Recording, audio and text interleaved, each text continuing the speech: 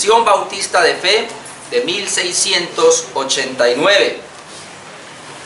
Nuestra confesión que nos guarda, hermanos, del error, de la herejía.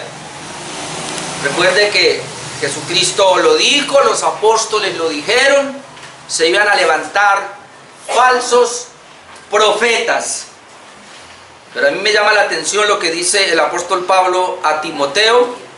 Estos falsos profetas se levantan por la concupiscencia que hay en el corazón de los hombres.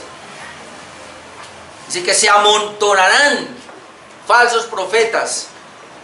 Es decir, los falsos profetas, en otras palabras, son el pedido de la humanidad. Las personas anhelan esos falsos profetas. Por eso se levantan. Si no, no se levantarían.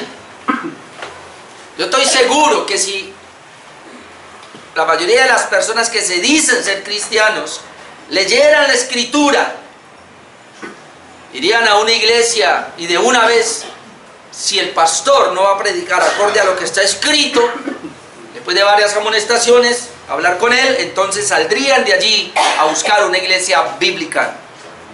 Así que, hermanos, nosotros somos sola Escritura, y al tener la confesión de fe nos ayuda a ser sola Escritura. Amén. Estamos en el capítulo número 8 de Cristo el Mediador, y con la ayuda de Dios estamos terminándolo hoy. Son 10 párrafos que estamos viendo allí. Hoy vamos a ver los párrafos 9 y 10. Párrafo 1, la ordenanza del oficio de mediador, Cristo como único mediador. Número 2, su encarnación para el oficio de mediador. Tenía que encarnarse. Los requisitos para el oficio de mediador. La ejecución en la historia de su oficio de mediador. La operación central de su obra de mediación. Párrafo 6, la aplicación de la expiación a los creyentes antiguos, como fueron salvos también por la obra del mediador. Párrafo 7, el papel de la comunión entre las dos naturalezas de Cristo en la obra de expiación, lo que se llama la unión hipostática. Lo llamas 8 días. Párrafo 8, la aplicación eficaz en la expiación y todos los beneficios a todos los que Cristo vino a salvar. Es decir, la aplicación de esa obra de mediación. Hoy vamos a ver el párrafo número 9. Si quiere póngale por título allí: la posesión exclusiva e intransferible del oficio de mediador. Párrafo 9. La posesión exclusiva. Es decir, este oficio de mediador es una posesión solo de Cristo e intransferible. No se puede transferir. Ahora, yo les he dicho que esta confesión de fe se ha redactado en el fuego de la discusión de ese tiempo, y cuando se hace esta confesión, ellos tienen pendiente por lo menos 2 grupos que están cogiendo fuerza: la Iglesia Católica Romana. Y yo quiero hacer aquí siempre la salvedad: nosotros tenemos una historia de la Iglesia de Cristo 2000 años. Y hermanos, hasta Martín Lutero y de ahí para atrás, esa es nuestra historia. La Edad Media, que fue una edad bastante oscura, se llama el oscurantismo también. Esa es nuestra historia. Es decir, la Iglesia, nosotros vemos la historia de la Iglesia hasta Martín Lutero, y hasta ahí se conocía como la Iglesia Católica, la Iglesia Universal. Después de Martín Lutero para acá aparece el protestantismo.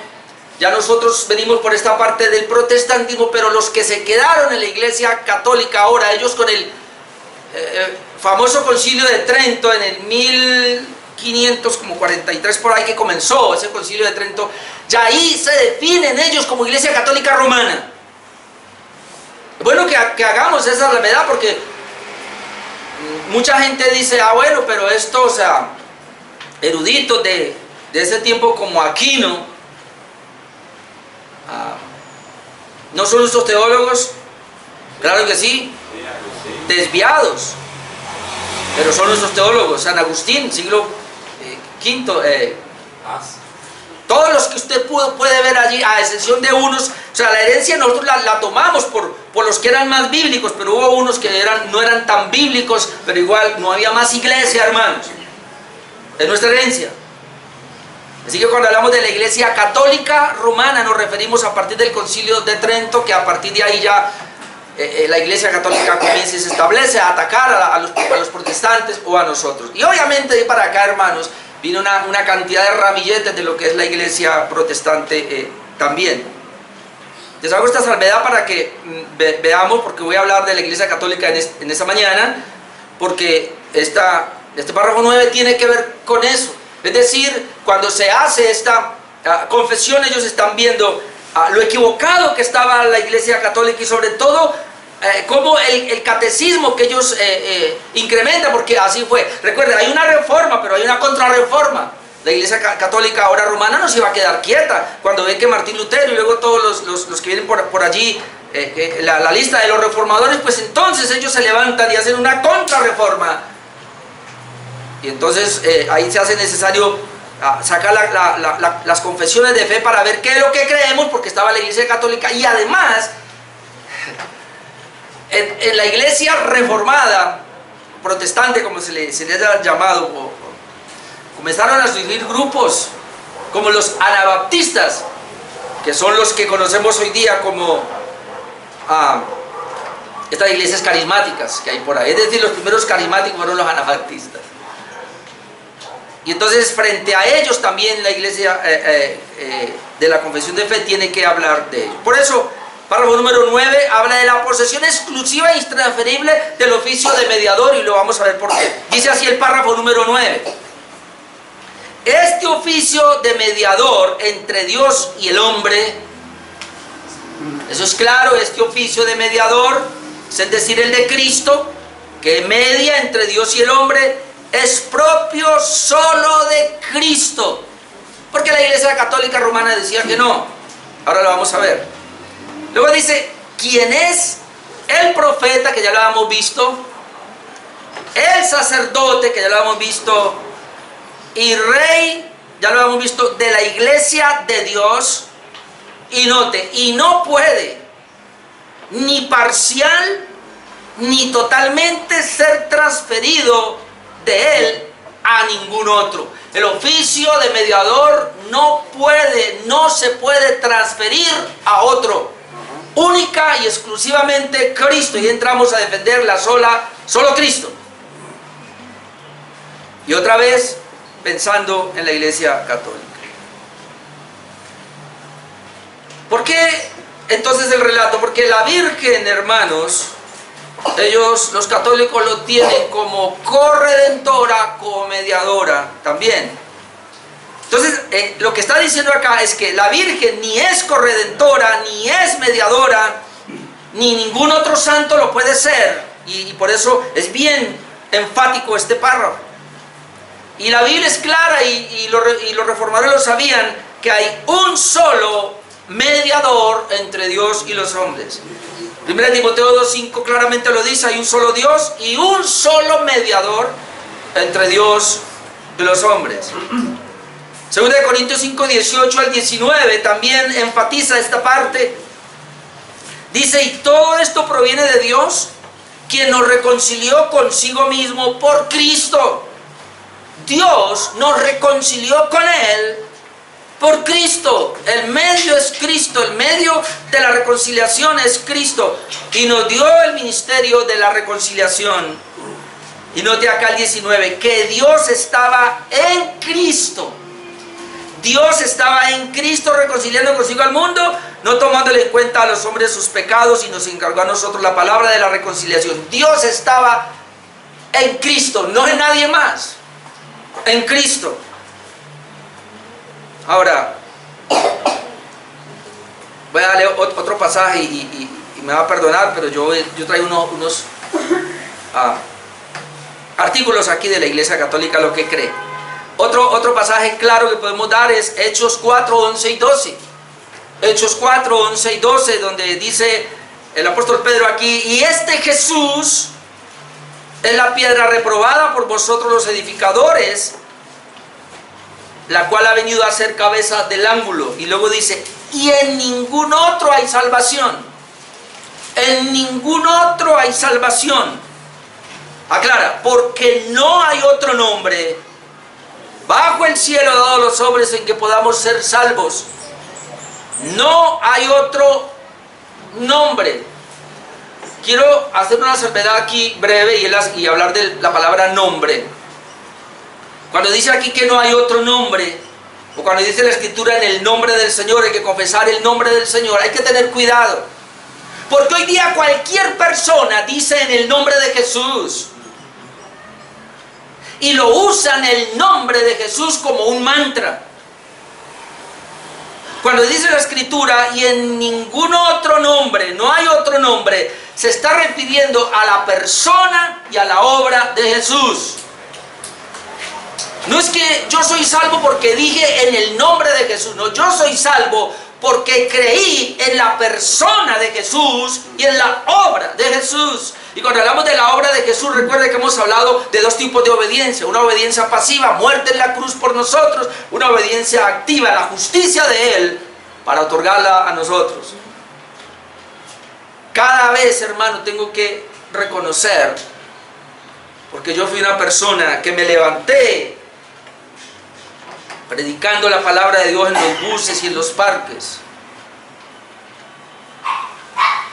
¿Cuántas personas yo decía que se entregaban al Señor? ¿Y cuántas de esas personas fueron a la iglesia? Mi esposa se acordará, un día fuimos a un parque y predicamos y ese día llevábamos 7 personas a la iglesia y nosotros contentísimos. ¡Qué obra tan grande! ¡Qué salvación! Pues déjeme decirle que a los 8 días ninguno de esos volvió y no supimos qué pasó. Trabajé en la iglesia como coordinador de lo que se llamaba la consolidación de datos de la iglesia. Hacíamos campañas, hermanos, y siempre que terminaba una campaña de 5 días, 7 días a veces, una semana, hermanos, yo tenía 500, 700 tarjetas de personas que habían hecho la decisión, y el trabajo mío era coger esas tarjetas, hermano, llamar a las personas, tratar de ver cómo las encarrilábamos para visitarlas. La mitad de ellas eran direcciones falsas, teléfonos falsos, nos servían. El otro porcentaje, llamamos al teléfono y si nos contestaban no sabemos quién es esa persona. Al final quedaba reducido un poquitico, y de esos poquiticos mandábamos gente a evangelizar. Algunos nos recibían 3, 4 veces, de pronto insistiendo tanto llegaban a la iglesia, pero eran muy pocos los que quedaban.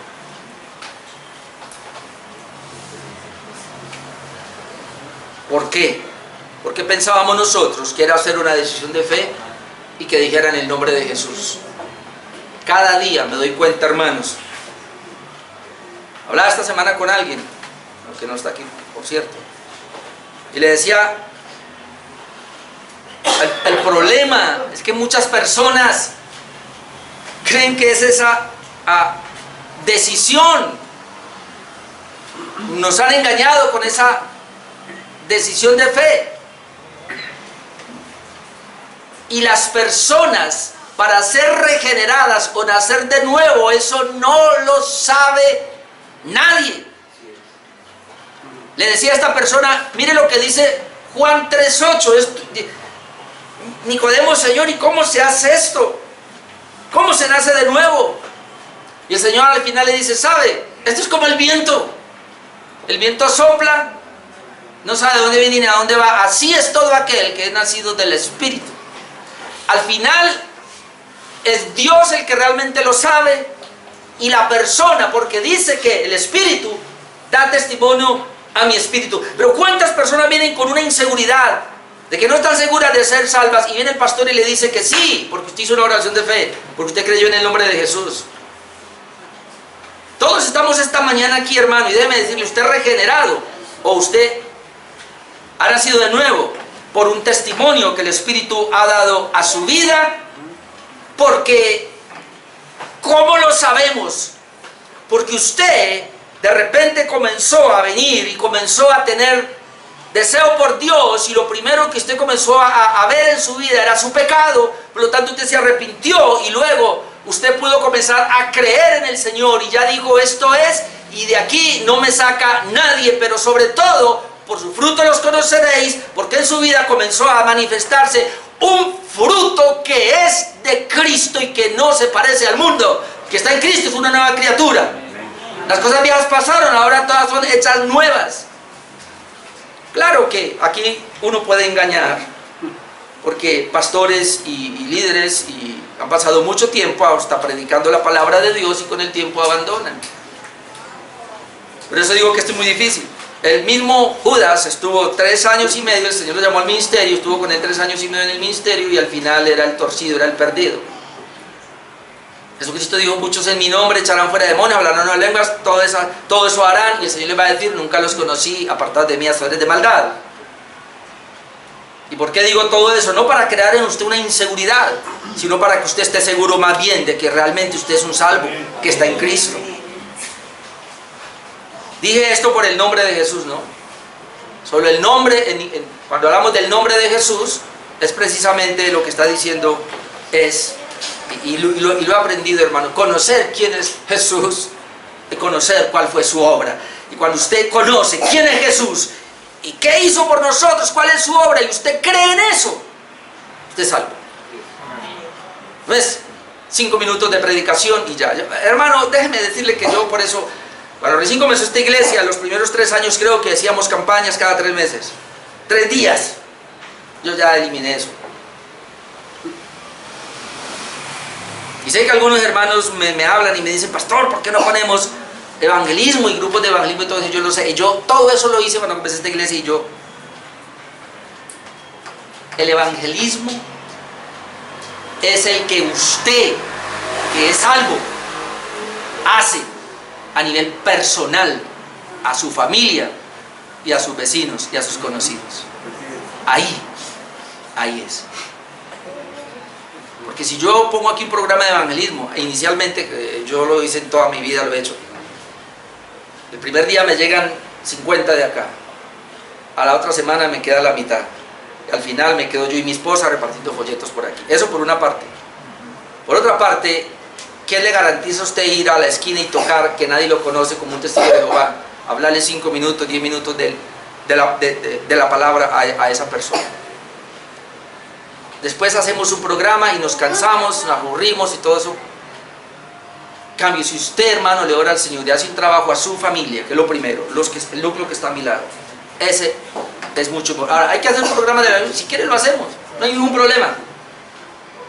Podemos tener células, yo no tengo problema en cuanto a eso, pero aquí también trabajamos células. ¿Dónde está la hermana Virgelina? Casi todas las personas de esa cuadra llegaban, ¿sí o no, mi hermana? Casi por un año, no recuerdo cuando estuvimos allá. Ninguno de ellos vino a la iglesia y al final los dejaron solos. Ya no reuníamos solos. Nos reuníamos solos. ¿Sabe por qué, hermanos? Lo que tú y yo convencemos dura poco. Cuando el Espíritu Santo convence a una persona y la cambia, esa persona permanecerá siempre en los caminos del Señor. Así que lo que yo estoy haciendo es predicando la palabra, hermano, y por YouTube se va esto, por el Facebook Live se va esto. Muchos de ustedes han llegado así por el Facebook Live. Pero la garantía de esto es que una persona, para ser verdaderamente salva, tiene que haber creído en el único Salvador, Jesucristo, su persona y su obra. Y esto requiere de mucho tiempo. Así que yo prefiero que vengan, se sienten acá, si realmente está interesado, se va a sentar, se va a indagar hasta que llegará el momento donde fue regenerado por una obra directamente del Espíritu Santo y no por una, qué sé yo, algo humano. Ok. Este párrafo entonces viene en contra de la Iglesia Católica, y al decir único mediador entre Dios y los hombres, está atacando a la Iglesia Católica porque la Iglesia Católica creía que María era mediadora también. Yo tenía como 9 artículos acá, los revisé, y hermano, y permítame, yo le leo solo 3. Usted puede ir al catecismo de la Iglesia Católica y usted va a encontrar el catecismo, y hay una parte donde aparece María y se llama María, Madre de Cristo, Madre de la Iglesia. Perdóneme, yo le voy a leer esto, hermano, para que usted vea qué es lo que la Iglesia Católica enseña o dice de María. Hay muchos que los obvié, pero por lo menos saco esto. De pronto no le va a gustar, pero déjeme, o sepa por lo menos. El artículo 964 del Catecismo Católico Romano dice lo siguiente: el papel de María con relación a la iglesia es inseparable de su unión con Cristo. Deriva directamente de ella, es decir, de la unión con Cristo, y ahí es donde comienzan a atraer a la gente. Esta unión de la madre con el hijo en la obra de salvación se manifiesta desde el momento de la concepción virginal de Cristo hasta su muerte. Se manifiesta particularmente en la hora de su pasión. Está hablando de una obra que María es inseparable a la obra de Cristo. El artículo 969 dice: esta maternidad de María perdura sin cesar en la economía de la gracia, desde el consentimiento que dio fielmente en la anunciación y que mantuvo sin vacilar al pie de la cruz, hasta la realización plena y definitiva de todos los escogidos. En efecto, con su asunción a los cielos, no abandonó su misión salvadora, María, sino que continúa procurándonos con sus múltiples intercesiones los dones de la salvación eterna. Por eso la Santísima Virgen es invocada en la iglesia con los títulos de abogada, auxiliadora, socorro, mediadora. Ahora, el que sigue, hermano, me llamó la atención, porque es la manera como ellos tratan de justificar esto. El artículo 970 del Catecismo Católico Romano dice, y ya no le digo más porque, hermano, lo demás, como dijo un pastor, le dan a uno ganas de vomitar con esto. La misión maternal de María para con los hombres de ninguna manera disminuye o hace sombra a la única mediación de Cristo. Vea, esa obra de mediación no hace sombra ni disminuye la mediación de Cristo. Dice, sino que manifiesta su eficacia. Ah, caramba. En efecto, y este es el engaño, todo el influjo de la Santísima Virgen en la salvación de los hombres brota de la sobreabundancia de los méritos de Cristo. Es decir, María no puede actuar obra salvífica u obra intercesora si no es por los méritos de Cristo. Esa es la idea. Dice, se apoya en su mediación de Cristo, depende totalmente de ella, de la mediación, y de ella saca toda su eficacia. María saca toda su eficacia de obra salvífica y de obra intercesora de la mediación de Cristo. Y luego dice, ninguna criatura puede ser, mire cómo la iglesia dice, la iglesia católica, ninguna criatura puede ser puesta nunca en el mismo orden con el Verbo encarnado y redentor. Ahí está bien. Pero, así como en el sacerdocio de Cristo participan de diversas maneras tanto los ministros como el pueblo fiel, así como la única bondad de Dios se difunde realmente en las criaturas de distintas maneras, así también la única mediación del Redentor no excluye, sino que suscita en las criaturas una colaboración diversa que participa de la única fuente, para decir que María puede ser mediadora también por eso. No le leo más artículos, hermanos, pero yo leí muchos artículos allí y yo me quedaba aterrado. Obviamente con un poco de palabras como las que acabamos de leer acá para tratar de meter, pero ellos defienden la necesidad de que María sea corredentora con Cristo, es decir, la salvación. Cristo no es el único salvador, sino que María también de ahí saca méritos para ayudar a salvar a los hombres y también para interceder. Ella es intercesora. Ahora, con estos argumentos es que nuestra confesión de fe se ha levantado a ir en contra precisamente de esto. Pero no lo traje aquí.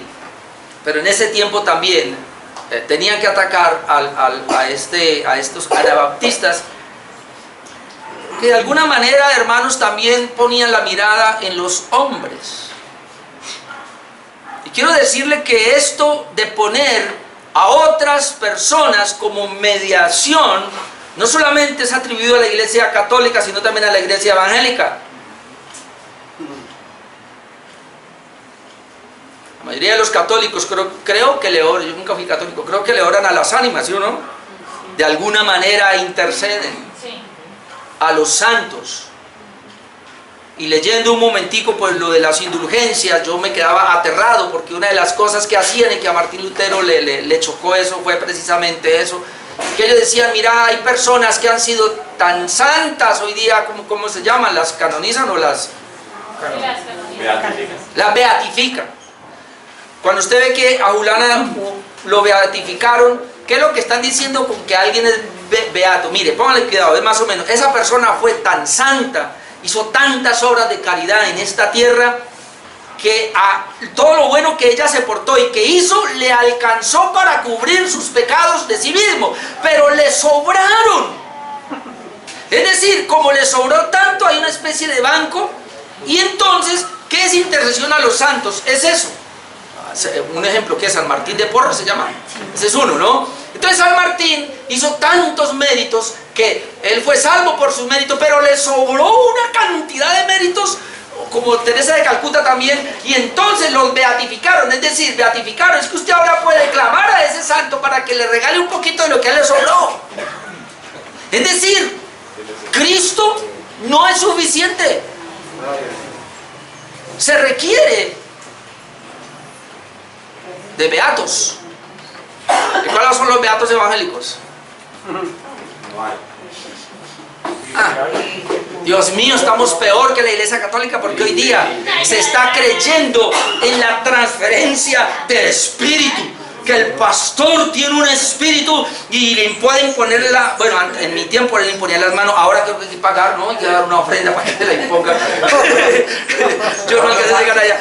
Y de esa manera entonces es lo mismo, la beatificación, es decir, lo puro, lo bueno, lo justo que yo soy, se lo puedo transferir a esa persona para que viva. Es decir, sin el pastor, sin el ungido, no hay bendición. La famosa cobertura que llamamos hoy día. Vea, hermanos, esto, bueno, yo estuve metido ahí, aquí está el pastor Juan Carlos que me puede desmentir, pero una vez fuimos a una convención, yo me acuerdo tanto, padre, en ese tiempo yo apenas me batía la cabeza, pero lo aceptaba, en mi ignorancia. Estábamos en una convención, no recuerdo si llegamos a terminar o qué, no sé si se acuerdan. Pasó algo en Cali, hubo una especie de masacre por aquí en Cali, y el jefe de aquí de Cali dijo, es que eso pasó porque usted no estaba allá. ¿Se acuerdan? Es decir, la masacre hubo en Cali porque la autoridad se había ido para Medellín. O sea, si esa autoridad hubiera estado aquí, no hubiera habido esa masacre. En otras palabras, hermano, tenemos mediadores en la iglesia evangélica. Ojo, cuando usted, y yo sé que aquí ya eso se corrigió, pero cuando usted se acerca, y ojalá nunca lo vuelva a hacer, pastor, ore por mí, porque usted cree que yo estoy más cerca de Dios, usted me está poniendo a mí como mediador. Ojo con eso. Tú y yo como pastor, estamos tan cerca de Dios por el único mediador, nuestro Señor Jesucristo, por nada más. Como dijo un pastor, yo soy uno como ustedes, por la gracia de Dios me ha dado una capacidad y me puso a predicar para repartir pan entre todos nosotros que somos hambrientos. Pero tú y yo necesitamos igualmente la palabra y la mediación del Señor. No vaya a pensar que yo soy más que usted. Líbreme Dios a mí y líbrelo a usted de caer en esa herejía. Amén. El único mediador es Jesucristo. Y eso es lo que la confesión está tratando de decir. Cuidémonos, amados hermanos. Cuidémonos de esas coberturas. No hay coberturas, hermano. La única cobertura es la de Dios. El Salmo 91, el que habita al abrigo del Altísimo morará bajo la sombra, la cobertura del Omnipotente. No hay más. Amén. Amén. Y eso es lo que se refiere. Párrafo número 10.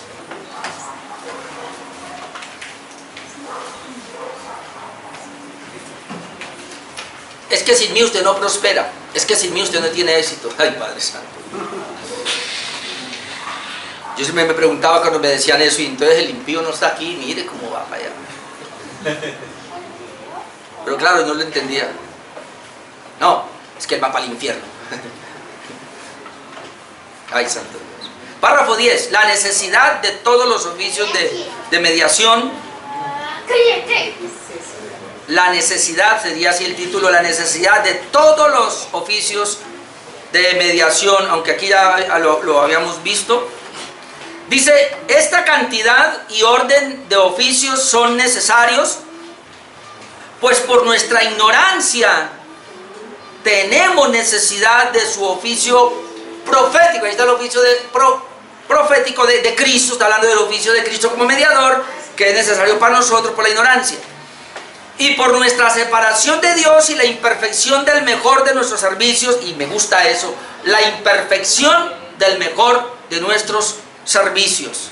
Necesitamos su oficio sacerdotal para reconciliarnos con Dios y presentarnos aceptos para con Él. Hermano, antes de seguir leyendo otra vez, porque es que antes de que se me pase, no vaya a pensar, por favor. Y si usted pensaba así ya, párelo aquí, como dicen ahí. No vaya a pensar que Dios te acepta por algo que tú hiciste o por algo que tú vas a hacer. Porque esa es la idea que nos han vendido en este evangelicalismo moderno. Que Dios ve mi obra y por eso Él me acepta. Que yo sepa, la Biblia registra y el evangelio verdadero es que Dios ve la única obra de su Hijo. Amén. Y por eso yo soy acepto, porque yo estoy en el Hijo.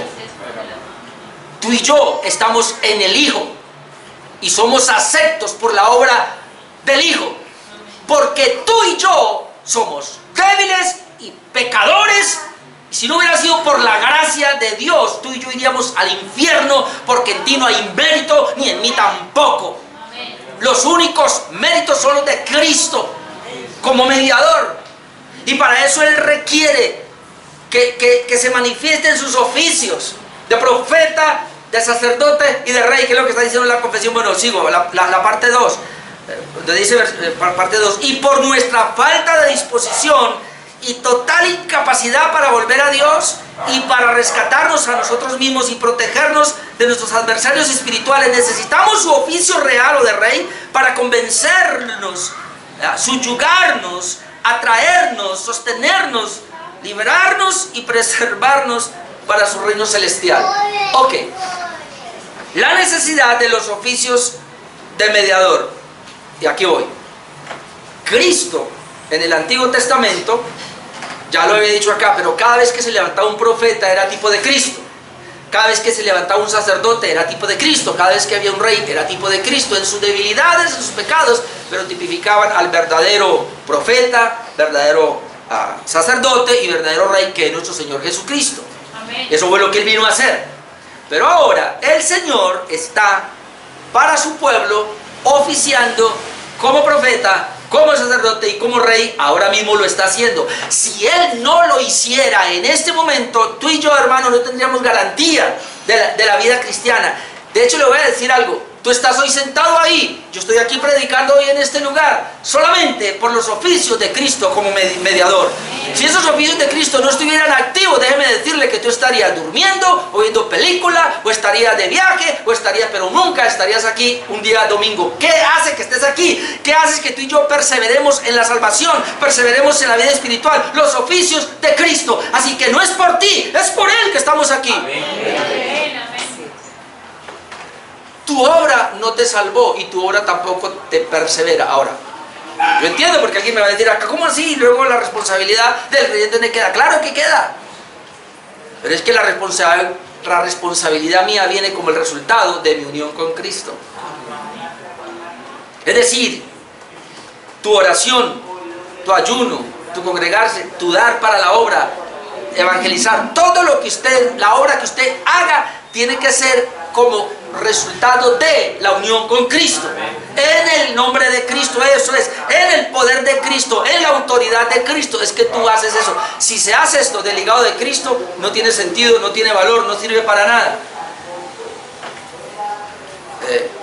En Tuluá hasta te voy a hablar algo así. Rápidamente las 3 sesiones, las quiero explicar. La primera sesión de ese párrafo 10 nos habla de la necesidad del oficio profético por nuestra ignorancia. Dice esa parte, esta cantidad y orden de oficios son necesarios, pues por nuestra ignorancia, tenemos necesidad de su oficio profético. Oficio profético. Hermano, con esto da a entender de que hoy no hay oficio profético. No hay profetas. El último profeta fue nuestro Señor Jesucristo. Pues mucha gente va a decir, no, pero venga, en Hechos yo veo profetas.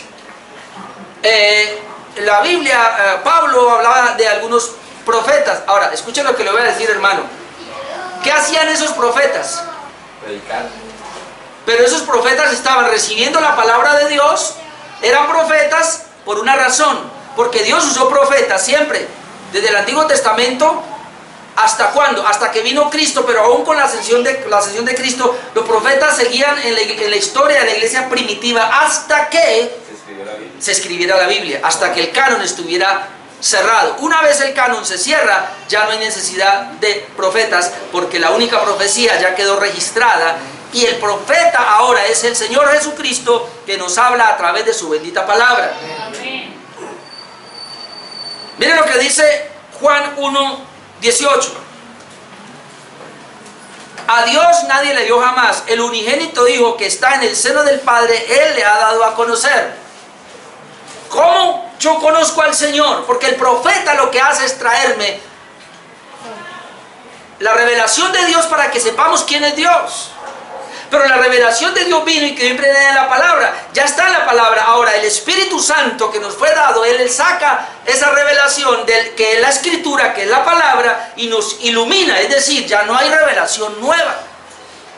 Yo me equivoco cuando yo digo Dios me reveló en la Biblia, porque ya la Biblia no revela nada.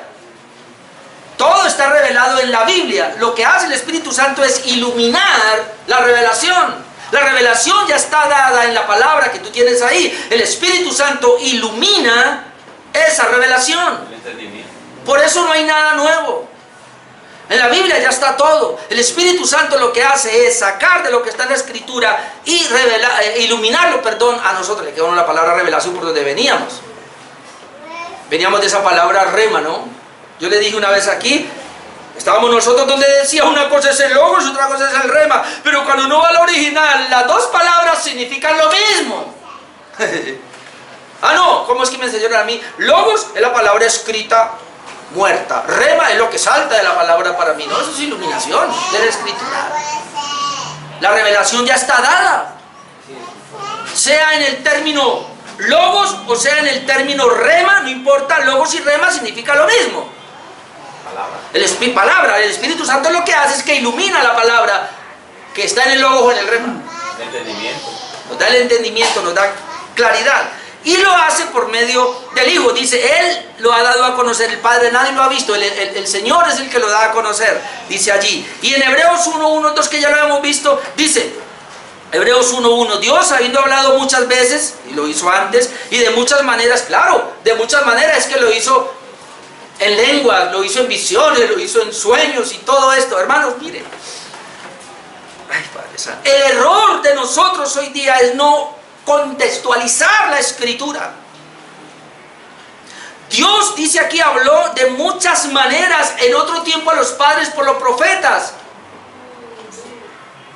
Era necesario, y Dios a algunos les hablaba por visiones, a otros les hablaba por sueños, a otros les hablaba por profecía, por lenguas, por todo esto.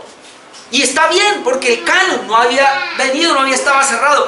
Ya una vez se cerró el canon, hermano, ya no se necesita de esto. No. ¿Cuál es la razón? Si necesitásemos hoy de que Dios me hable a mí por sueños, ¿dónde queda la palabra? Si necesito que Dios me hable por visiones, ¿dónde queda la palabra? Y escuche, hermanos, esto es lo más fundamental.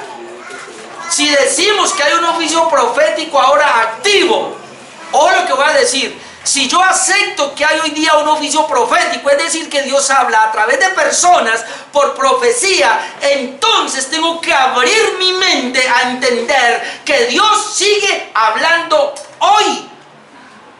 Y si yo me abro ese pensamiento de que Dios sigue hablando hoy, entonces mire lo que está pasando en el mundo entero con tantas ideas locas de pastores enfermos que dicen que Dios les dijo cosas que ni siquiera están respaldadas por la Biblia. La Biblia quedó obsoleta. Dios cesó de hablar aquí en Hebreos 1:1, lo dice claramente. En estos postreros días nos ha hablado por el Hijo.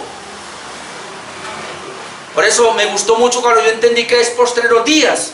Postreros días es desde la primera venida de Cristo hasta la segunda venida de Cristo. En ese lapso de tiempo, que es el lapso de la iglesia, Dios nos ha hablado, no nos va a hablar, nos ha hablado por el Hijo. ¿Y qué fue lo que nos habló por el Hijo? Entonces comience a leer desde Mateo hasta Apocalipsis y todo lo que usted encuentra aquí nos habló por el Hijo. Y comience a leer desde Génesis hasta Malaquías, que ahí está todo lo que Dios nos habló acerca del Hijo.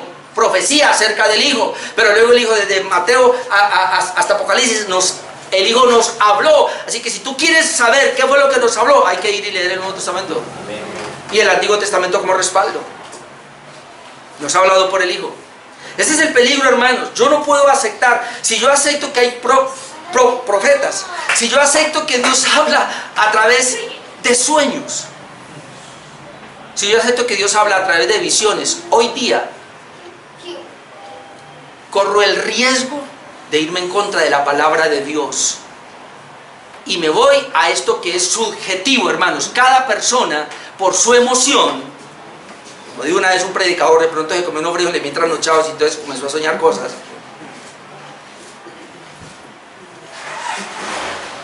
Lo puede hacer Dios, hermano. Yo en esa parte no soy ni tan cerrado. Dios te puede hablar por medio de un sueño. Vea, si es a título personal y usted cree que Dios lo habló allí, pero tiene respecto a la palabra, tómelo para usted. Amén.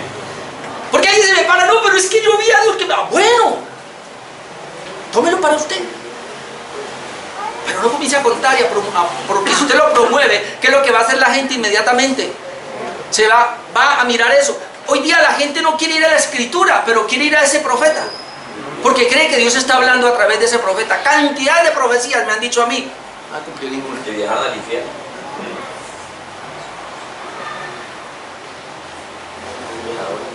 Juan 5, 38, 39. La necesidad del oficio profético de Jesucristo. Juan 5, 38, 39. Lo voy a leer desde 38 para explicar un poquito el 39. Yo le hago la pregunta que siempre les hago. ¿Jesucristo ordenó escudriñar las Escrituras? Sí, claro. ¿Y si le digo que no?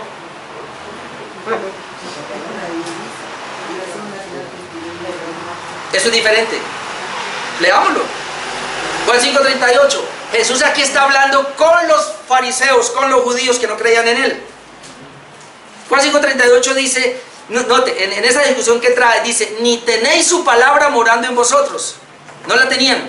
O sea, no tenían la palabra morando en ellos. Luego les dice, porque a quien él envió, vosotros no creéis. Es decir, los judíos no creían en Cristo. Y luego el 39, escudriñad las Escrituras, porque a vosotros os parece que en ellas tenéis la vida eterna y ellas son las que dan testimonio de mí. Y luego dice el 40, y no queréis venir a mí. Yo no veo un mandato a escudriñar las Escrituras. Lo que el Señor está diciendo es, en otras palabras, ustedes que no creen en mí, que dicen conocer las Escrituras, escudriñan las Escrituras, porque a ustedes les parece que en ellas está la vida eterna. Y él dice, es claro, y ellas dan testimonio de mí. Es decir, el énfasis aquí es que las Escrituras dan testimonio de Cristo. Pero lo que el Señor está afirmándole a ellos es, ustedes escudriñan las Escrituras, porque ellas dan testimonio de mí. Vea, escudriñad las Escrituras, porque a vosotros os parece que en ellas tenéis la vida eterna. Por eso la escudriñan. Ustedes escudriñan la Escritura porque a ustedes les parece que en ellas tenéis vida eterna. Y luego el Señor afirma, y ellas son las que dan testimonio de mí. Es decir, esas Escrituras que ustedes escudriñan dan testimonio de mí, y aún así no quieren venir a mí para ser salvos. Ahora pregunto, ¿ordenaba el Señor escudriñar la Escritura o Él está afirmando algo que ellos hacían? El contexto siempre me aclara, hermano, y me dice. Y porque escuchaba, yo lo he dicho, y ¿Sabe? Jesucristo dijo, escudriñen las Escrituras.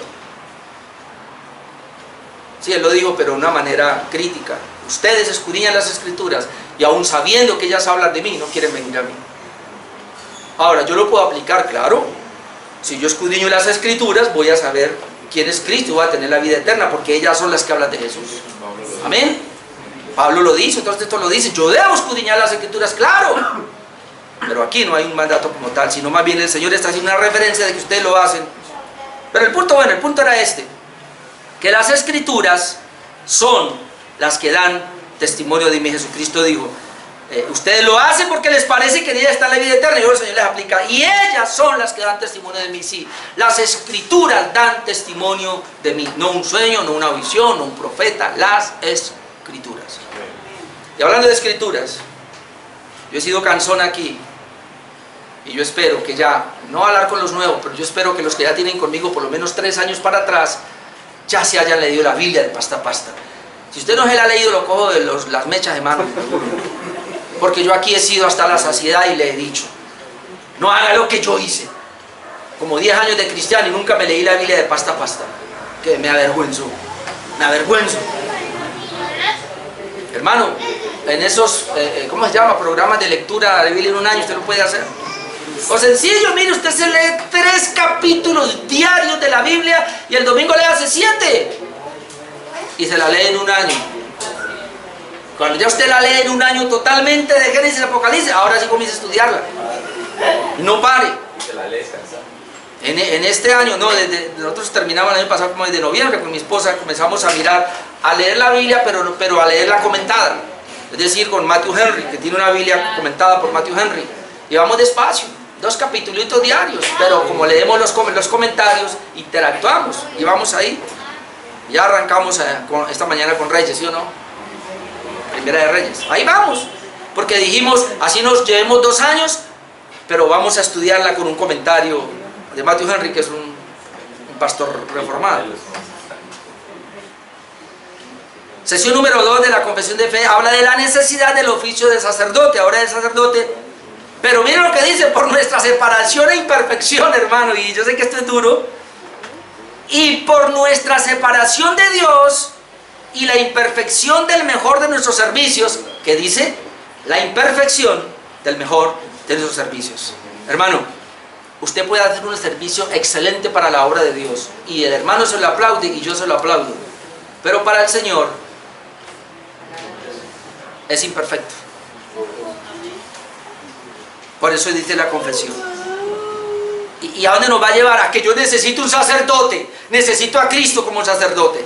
Yo no puedo desligarme de Cristo en mi servicio. Por eso dice, y por nuestra separación de Dios y la imperfección del mejor de mis servicios, necesitamos su oficio sacerdotal para reconciliarnos con Dios y presentarnos aceptos para con Él. Aceptos para con Él. Hermano, el mejor de los servicios, digámoslo de esta manera, tomándome a mí, el mejor mensaje que yo pueda predicar tiene valía si estaba en unión a Cristo, y si no, no sirve de nada. Amén. Así haya convertido a miles, no sirve de nada. Obviamente, Dios es el que convence, lo hace por el Espíritu Santo, y una vez usó hasta una burra, pero tú y yo debemos prepararnos, hermano, y depender de Dios, pero todo es una obra netamente de Él. Amén. Porque tu servicio y mi servicio son imperfectos para Dios. No sé si usted está mirando por qué todo esto, hermano. ¿Sabe por qué todo esto? Porque Dios no compite con nadie, y porque Dios es celoso de su gloria. Dice que no comparte la gloria con nadie, y porque la gloria es única y exclusivamente para Dios. No es que la iglesia salió adelante porque Dios y yo. No es que mi familia está próspera por Dios y por mí. Por favor, hermano, cojamos ese yo y pisémoslo. Por eso la confesión dice, tu mejor servicio es imperfecto. ¿Y por qué es imperfecto? Porque tú eres pecador igual que yo. Somos pecadores, hermano. El único, la única obra perfecta, la de Jesucristo como el mediador. Y entonces ahí donde necesito a ese sacerdote que medie, como dice Hebreos 10, 19 al 21. Así que hermanos, teniendo libertad para entrar en el lugar santísimo por la sangre de Jesucristo, solo por Él, por el camino nuevo y vivo que Él nos abrió a través del velo, esto es de su carne, y teniendo un gran sacerdote sobre la casa de Dios, teniendo un gran sacerdote, Él lo necesito a diario, Romanos 8:34. ¿Quién es el que condenará? Cristo es el que murió, más aún el que también resucitó, el que además está a la diestra de Dios. Note, el que también intercede por nosotros. ¿Usted no se ha preguntado por qué Jesucristo ahora mismo intercede por ti y por mí? Porque si no lo hiciera, tú y yo seríamos de lo peor. Tú y yo nos conservamos en la vida espiritual gracias a la intercesión de nuestro gran sumo sacerdote en el cielo. Amén. Yo no me acuerdo quién fue el que digo, si el Señor, como algunos creen, si el Señor me hubiera salvado por pura gracia, que así fue, y hubiera dicho, ya te salvé, ahora te dejo para que sostenga tu salvación en tus fuerzas, Él dice, igualito me hubiera condenado. Porque tú y yo no sostenemos nada, hermano. ¿Cuál es el error? No, tu ayuno, tu oración, tu dar, tu congregarse, eso viene como resultado de la unión con Cristo. Pero a la larga, si tú puedes orar un poquito, hermanos, y le voy a decir cuánto ore. Si usted puede orar un poquito, hermanos, eso es gracias a que Dios te está sosteniendo y lo puedes hacer. No es tu esfuerzo. Hebreos 7, 22 al 25. Por tanto, Jesús es hecho fiador de un mejor pacto. La palabra fiador es mediador. Y los otros sacerdotes llegaron a ser muchos debido a que por la muerte no podían continuar. Mas este, es decir, Cristo como el único mediador, por cuanto permanece para siempre, tiene un sacerdocio inmutable, un sacerdocio que no cambia, es inmutable, no cambia, por lo cual puede también salvar, no, note esto, puede también salvar perpetuamente a los que por él se acercan a Dios, viviendo siempre para interceder por ellos. ¿Usted pensó que usted sostenía la salvación? Que yo la sostenía, que yo perseveraba. Sí, yo creo en la perseverancia de los santos. Porque aquí la doctrina de la gracia, el punto 5 es la perseverancia de los santos. Pero los santos perseveran por la preservación de Dios. Así que alguien puso aquí, mejor pongámosle la preservación de Dios para que los santos perseveren. Es decir, como santo persevero en la vida espiritual. Tú y yo perseveramos en la vida espiritual gracias a la preservación que hace Dios de mi vida espiritual. Si no fuera así, no estaríamos aquí.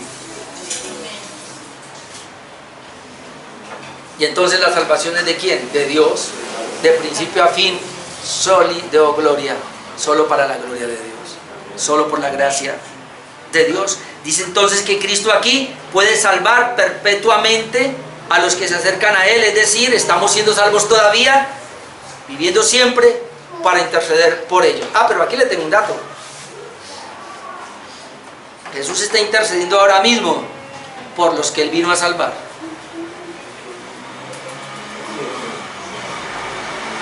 Para que persevere. Alguien se salió, como dicen, se salió del bus, no terminó, murió grave. Y esto es lo más duro, él mismo trató de perseverarse. Por eso una y otra vez, lo más importante es saber que realmente soy regenerado y que Dios está haciendo una obra en mí. Eso es lo más importante. Dios está haciendo una obra en mí. ¿Cómo sabemos que Dios está haciendo una obra en mí? Porque lo que hacemos, lo hacemos, estemos en medio de la gente o estemos solos. Es para Dios. Pero si tú vienes y lo haces para el ojo del hombre, estás perdido, hermano. Usted es cristiano aquí, y si le toca ir a un bordel de Juanchito o por allá, usted allá es cristiano. Dígale, le toca ir por algo, ¿no? Es cristiano, hermanos, en el peor de los sitios, porque usted es el mismo. No es que aquí soy uno y allá soy otro. Sesión 3 para terminar. La necesidad del oficio de rey. Oh Señor, por nuestra falta de disposición y total incapacidad tanto para salvarnos como para preservarnos, ya lo dije, pero es lo que dice la sesión 3, y por nuestra falta de disposición, hermanos, no sé si como que nos duele, ¿cómo así? Yo no estoy dispuesto para Dios. No, ninguno de nosotros está dispuesto para Dios. Dios puso esa disposición en nosotros. Cuando uno habla así, hay personas que no les gusta, y yo he perdido mucha gente, tú lo has perdido mucha gente por eso, pero es no entender quiénes somos entonces y la obra que el Señor está haciendo en nosotros. Dice la Convención, por nuestra falta de disposición y total incapacidad para volver a Dios y para rescatarnos a nosotros mismos, no podemos, y protegernos de nuestros adversarios, no podemos, nuestros adversarios espirituales, no podemos, yo no puedo. Ah, no, yo ato al diablo y lo echo fuera. No podemos. Dice acá, necesitamos entonces su oficio real, es decir, de rey, ¿para qué? Para convencernos, para subyugarnos, para atraernos, para sostenernos, para librarnos y preservarnos para su reino celestial. El oficio de rey, Él es rey, Él tiene el dominio sobre todo el mundo y tiene el dominio sobre nosotros. Y porque Él es rey de nuestras vidas y Él es Señor de nuestras vidas, Él nos sostiene, mi amado hermano.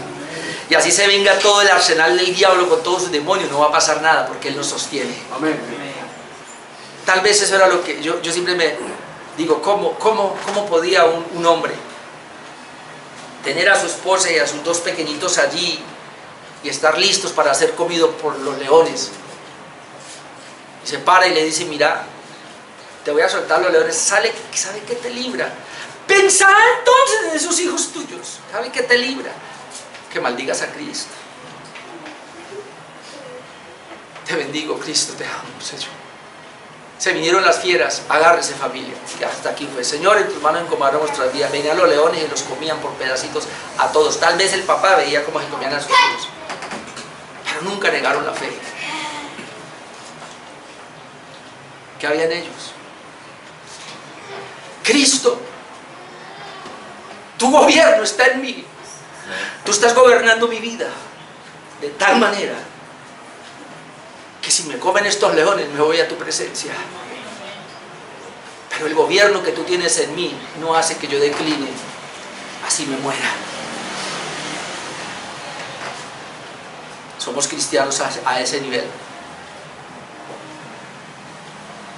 Déjeme, yo le leo unos versículos para terminar.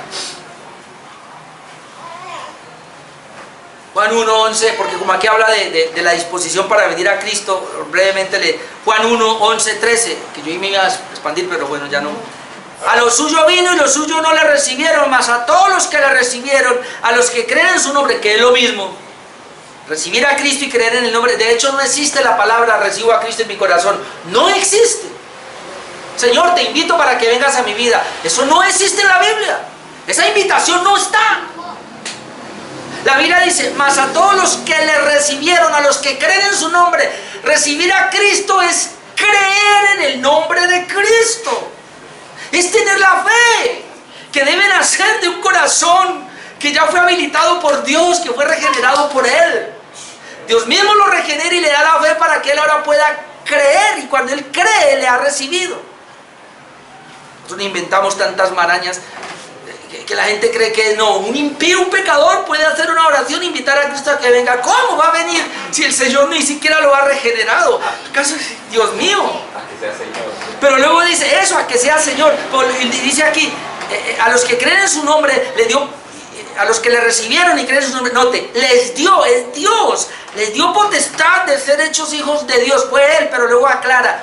Los cuales, es decir, estos que le recibieron, que le creyeron en Él, no son engendrados, es la palabra regenerado, no son engendrados de sangre, ni de voluntad de carne, ni de voluntad de varón, sino de Dios. ¿Quién regeneró a la persona? Dios. ¿Quién hizo que la persona tuviera una disposición para venir a Él? Dios. ¿Quién comenzó a tener fe? ¿Quién le dio a esa persona para que tuviera fe, creyera en el Señor? Dios.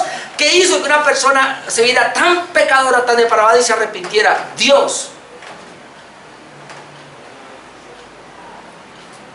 Primera de Timoteo 6:14 al 16. que guardes el mandamiento sin mácula ni reprensión hasta la aparición de nuestro Señor Jesucristo. ¿Quién es Él? La cual a su tiempo mostrará el bienaventurado y solo soberano, Rey de reyes y Señor de señores. Ese es Cristo, en su oficio de Rey, el único que tiene inmortalidad, que habita en luz inaccesible, a quien ninguno de los hombres ha visto ni puede ver, al cual sea la honra y el imperio sempiterno. Amén. Apocalipsis 17:14, pelearán contra el Cordero, y el Cordero los vencerá, porque Él es Señor de señores y Rey de reyes. Hermano, hoy las personas creen, muchos pastores, yo creía también así, creen que uno debe invitar a Cristo o recibirle como Salvador y como Señor. De hecho, hay personas que se han atrevido a decir que hay cristianos que han recibido a Cristo como su Salvador, pero no como su Señor. ¿Sabe por qué dicen eso? Porque dicen que porque ven que son salvos, pero viven como el mundo. Entonces, como el Señor no es Señor de ellos todavía, tiene que recibirlo como Señor. Hermano, ¿quién se inventó eso? Déjeme decirle que tú y yo, y si quiere tómelo así, lo único que tú y yo podemos hacer, y eso es que por la gracia de Dios, es recibirle a Él como Salvador, no como Señor, porque Él es Señor del cielo y de la tierra. Él es el Rey de reyes, el solo soberano y el Señor de señores. Lo que tú tienes es que aceptar ese señorío sobre tu vida, porque Él ya es Señor, ya gobierna tu vida, gobierna la mía. Aceptar el señorío de Cristo. De eso se trata. Cuando yo acepto el señorío de Cristo, ahora viene lo más duro. Entonces, el cristiano entonces es llamado a ser ¿qué? A ser esclavo de Cristo, a ser sirviente de Cristo, donde Él manda y tú y yo obedecemos. Entonces, ¿dónde está la obediencia? Al Señor. Obedecer sus mandamientos para poder nosotros ahora caminar acorde a su bendita voluntad para que Él sea glorificado. Dios se va a gloriar. Tú y yo le vamos a dar la gloria, no porque digo Señor te doy la gloria, sino cuando tú y yo comprendamos que Él es Rey, que Él es Señor de nuestras vidas y que Él está gobernando aún los asuntos más pequeños de nosotros. Mi hermano, termino con esto, por favor, no se mande más. Sométase al señorío de Cristo para que Él haga en ti su bendita voluntad. Vamos a orar.